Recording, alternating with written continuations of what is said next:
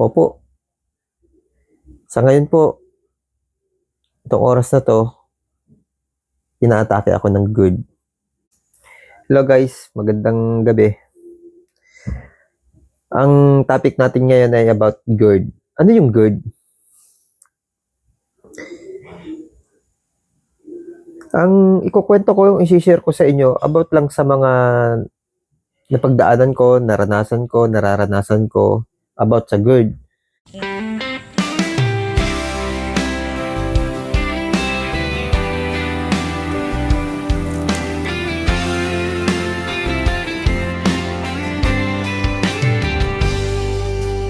Maglagay ng time na dapat ay mag-relax, ipahinga ang katawang lupa na nanghihina sa lahat ng gawain. Sa realidad na buhay dito sa teres ng Reality House, sa reality camp ng Arabella Garden, magpahinga na gusto ko. Talagang enjoy ako lagi at hindi ko pagpapalit. Saan man ako pumunta, ang campsite na ito ang tagig pagaling. Babalikan ko Arabella Garden sa Philippine Reality. Sa pagtanda ko, kapiling ang mahal kong asawa. Dito ang aming pahinga. sa teres ng Camp Reality, ang Arabella Garden at ang Philippine Reality ang aming kaagapay. Sa bawat hamon ng buhay, ang campsite na ito ang tagig babalik.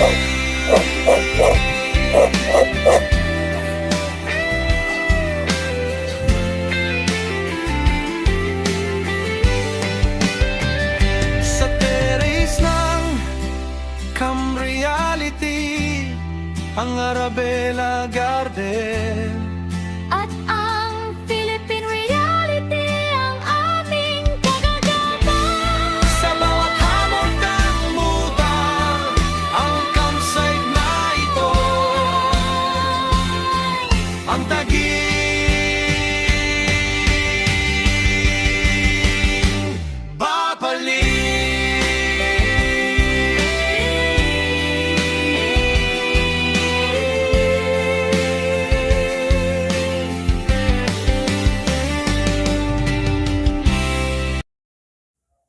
Opo, sa ngayon po, itong oras na 'to, inaatake ako ng GERD. At paano ba ito malalampasan? Paano ito um, mapapagaling?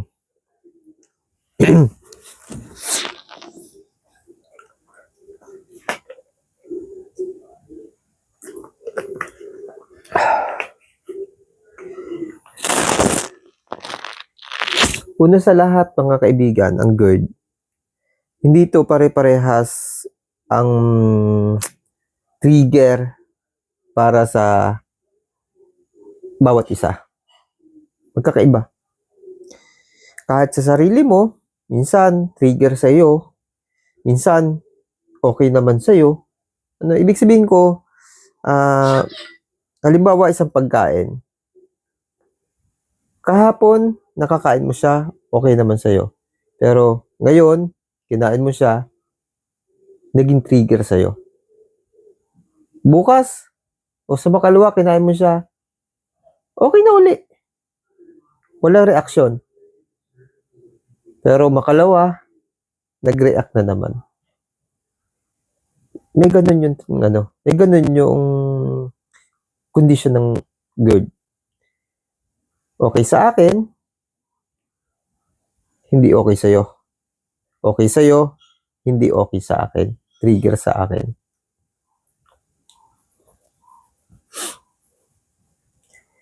Nagsimula yung GERD ko 1990.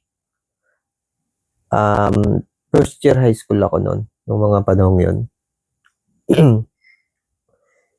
Actually, madaming beses ko na nakwento yun. Pero, ilang taon na nakalipas, kinuwento ko rin sa mga vlog ko. Nag-okay na ako. Pero maraming mga naging kwento pa ulit ako na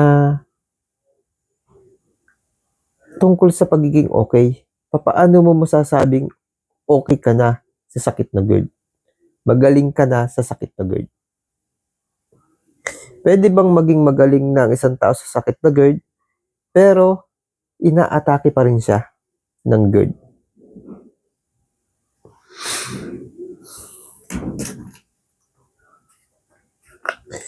Bago ko sagutin yan,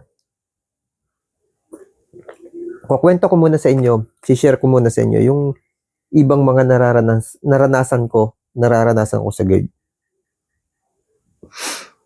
Ang ilan dito sigurado nararanasan nyo. At yung iba, di ko sigurado kung nararanasan mo na.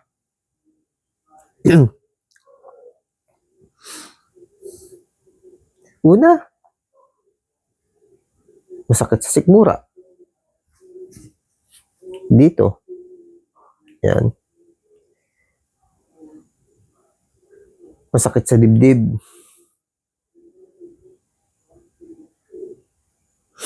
Dandan lang ako magsalita. Ayokong pasukan ng hangin at maging bloated ito.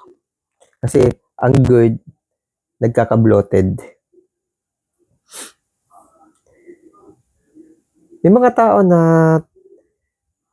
kapag matagal lang may GERD, may acid reflux, nagkakaroon ng ibang komplikasyon tulad ng sinusitis, kasi nagkakaroon siya ng allergy rhinitis. Nagkakaroon din to ng vertigo. Nagkakaroon ito ng arthritis, iba't ibang klaseng arthritis. Nagkakaroon ng anxiety. Dahil sa mga bagay na to na nababanggit ko, mawawalan ka ng pag-asa sa mga pangarap mo. Doon magsisimula yung pagkakaroon mo ng depression. Di ba kung iisipin natin yung mga sinabi ko, mabigat itong sakit. Anxiety. Isang takot. Isang takot na nagsimula sa sakit na GERD. Pag magpapacheck up ka, sa dami mong nararamdaman, nagne-negative, okay naman, normal yung mga check up mo. Ang dahilan, anxiety. Minsan ginagawa ng mga doktor, yung gamot na ipapainom sa iyo ay antidepressant para lang guminawa yung pakiramdam mo sa mga sakit na nararanasan mo. Sabi ko nga kanina sa umpisa, ang lahat ng sasabihin ko, lahat ng isi-share ko ay pawang naranasan ko.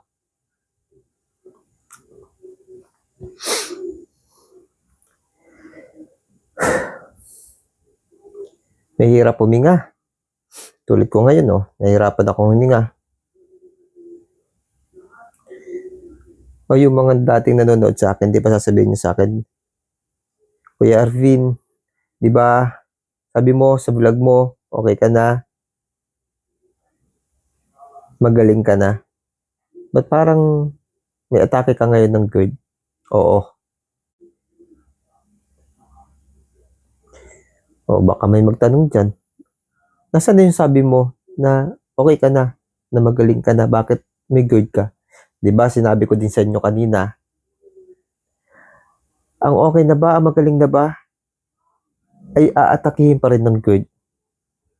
Ito yung sagot ko, oo. Parang trangkaso. Kapagka ba gumaling ka sa trangkaso, hindi ka na muling magkakatrangkaso habang buhay. Paulit-ulit yung trangkaso. Pero nakokontrol mo. Hindi habang buhay, pag kinatitan ka ng trangkaso, habang buhay may trangkaso ka na. Ganun din po yung GERD. Gagaling. Pero, may mga pagkakataon, aatake ulit ito. Saan masasabi natin magaling na tayo? Kasi, ang sakit na GERD, kapag hindi pa magaling, dire-diretso. Hindi nawawala ang anxiety. Yun ang tatandaan niyo sa GERD. Kapag ang anxiety mo ay tuloy-tuloy, ang GERD niyan tuloy-tuloy din. Pabalik-balik. Sabihin natin na mawawala ng ilang oras, basta para siyang kulungan na ikukulong ka. Bibilanggo ka sa sakit na meron ka. Bibilangguin ka ng GERD. Ganun yung GERD. Kapag ka hindi pa gumagaling. Ang ibig sabihin po, ang tamang kagalingan ng GERD ay ang makontrol ito. Itong oras na to, ito yung oras na kinukontrol ko, yung GERD. Matindi yung GERD ko. Masakit sa ulo, nakakahilo, masakit sa lalamunan, tuyo ang labi. Parang ramdam mo sa lalamunan tuyo, sobrang sakit ng dibdib na parang may sakit sa puso. Mahirap huminga. Anong gagawin mo? Ito, nakakatulong to. Nakakatulong yan. Ano pa? Kung hindi mo mapababa yung acid mo sa sariling sa pagre-relax, kasi relax lang kailangan niya, tapos tubig, ganyan. Kung hindi siya bumaba, pwede kang gumamit ng mga gamot na dati mo nang iniinom para bumaba yung acid mo. Ngayon, sa tulad ko, uminom ako ng gamot kasi hindi ko mapababa. May mga trigger kasi na ginawa na masyadong mabigat. Yung ang impact sa'yo, tuloy-tuloy papahirapan ka ng GERD. May ganong klase. Pero meron namang tama ng GERD na i-relax mo lang ang sarili mo, mamaya okay na siya. Yung tama sa akin, hirap akong huminga. Uminom din ako ng antihistamine. Kasi yung GERD, kapag umatake, minsan may tendency na tinitira yung yung allergy rhinitis natin, papahirapan tayong huminga. Yun yung meron ako ngayon. Hirap ako huminga.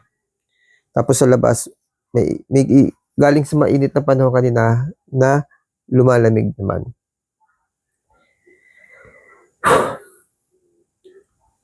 Relax. Relax lang. Ako, nasa panahon ako ngayon ng itong oras na ito, itong minutong ito, habang nakikipagkwentuhan ako sa inyo, ito yung nakikipaglaban ako sa pag-control ng GERD. Yung tema na ginagawa ko habang kinakausap kayo, habang sinasabi ko, habang nagsishare ako sa inyo, malaking tulong yan para yung anxiety nakokontrol. Tama po, may anxiety din ako. May anxiety ako, nagkaroon ako ng depression dati. Ang hirap niyan. Maraming manghunyangong sakit na nararamdaman ko, nararanasan ko na hindi pala totoo. Ang dahilan lang pala, yung utak ko, yung takot ko, yung anxiety. Ito yung routine ko kapag tumatama yung GERD. Ngayon, bakit bumabalik yung GERD? Kasi nga, may mga trigger.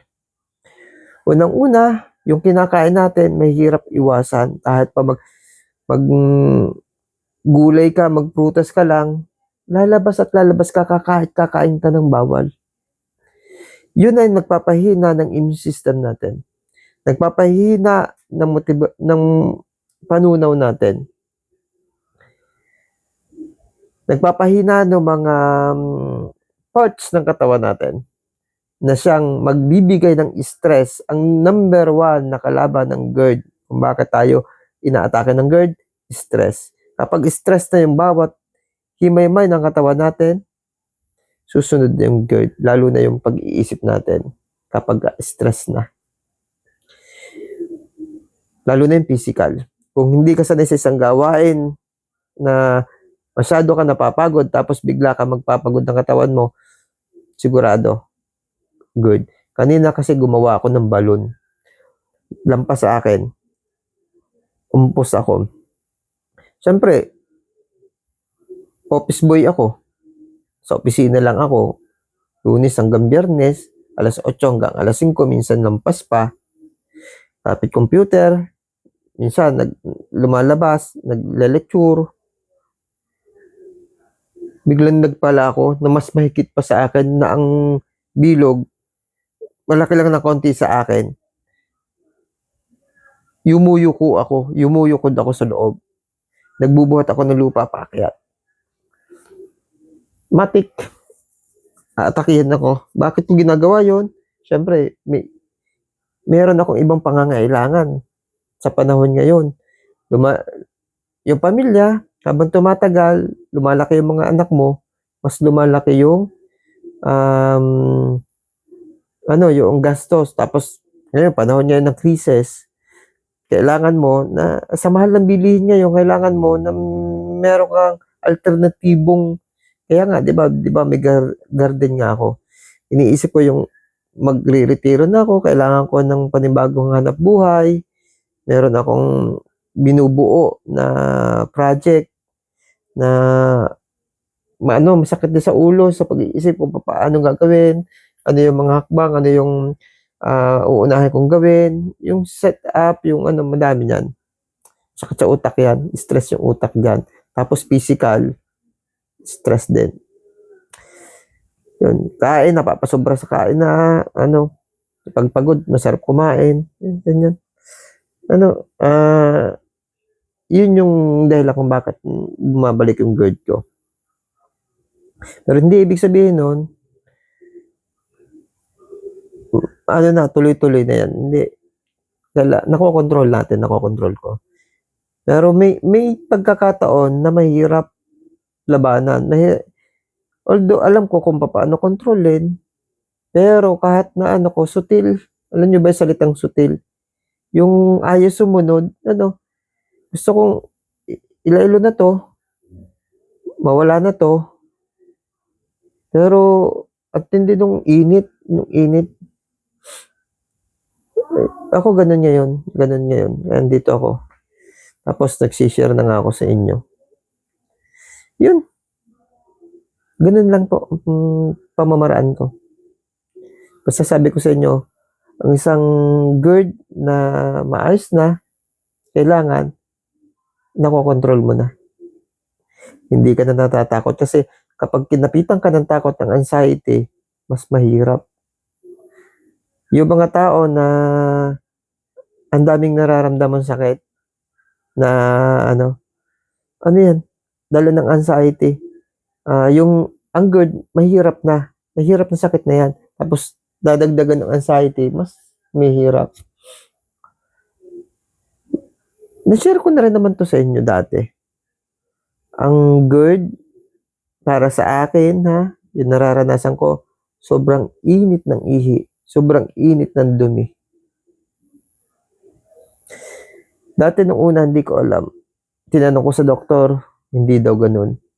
Pero bakit tuwing umaatake yung GERD, yung acid reflux, yun yung nararamdaman ko, yun yung nararanasan ko. Nag-okay na ako, na-control ko na yung acid, wala na rin, okay na rin. Pabalik-balik lang siya kapag may acid ako. Minsan, parang pawis siya, hindi ko alam kung sa loob ng pet ang gagaling. Nababasa. Mararamdaman ko lang siyang basa kasi sobrang init. Sobrang init. Init ng paligid ng yung balat. Pag kinabitan ko ganun, basa. Sa tuwing may acid lang ako. Yun yung share ko lang. Lang yun, ito yung pagkakakilala ko sa GERD. Sobrang hirap talaga nito. Wala na ba talagang gamot ang GERD? Yun ang sabi ko nga. Umina na yung ating digestive system.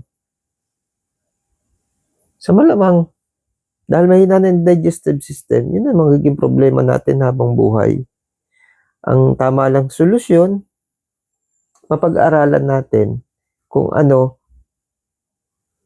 ang magiging paraan para hindi ito lumala. Alam naman natin na ang GERD, nagdadala siya ng mas malalang kondisyon. Pwede nga maging cancer to sa unang-una sa lalamunan. Pangalawa, sa tiyan mismo natin, sa sikmura natin. Pangatlo, dahil nga may nararanasan ako sa colon. Pang-apat, kapag ka may GERD ka, pwede ka rin magka-cancer sa ibang parte ng katawan. Bakit? Di ba kapag ka may acid reflux ka, na-atake ka, nangihina ka. Kasi, ang dahilan, tayo, dehydrate tayo eh. Ayaw natin maglakad, nahihirapan tayo maglakad. Basta masakit yung mga kasukasuan natin. Ganyan yung dry yung katawan natin pero pinapawisan yung kamay at paa natin. Oh, di ba? Marami na akong shinare sa inyo. At maraming nararanasan nyo na nalilito kayo. Pero ngayon, sinabi ko sa inyo, malinaw na sa inyo na part pala yun ng GERD. Yung palang nararamdaman ko, part ng GERD. Yung palang anxiety ko, ako'y natatakot, na minsan hindi ko alam na natatakot ako. Yung pala part ng GERD. Yung sinus ko, part pala ng GERD yun. Yung hirap sa paghinga, part pala ng GERD yun. Yung pagkautal, nakwento ko yun dati masasabi mo nga, part din pala ng GERD yun. Kasi tumitigas yung dito, yung muscle. Hindi lang yun na tumitigas na muscle sa atin, di ba? Pati yung mga ibang klase ng muscle natin, hindi lang buto yung sumasakit sa atin, may yung mga muscle natin sumasakit, ultimo nga yung balat natin sumasakit. Siguro dahil yung acid.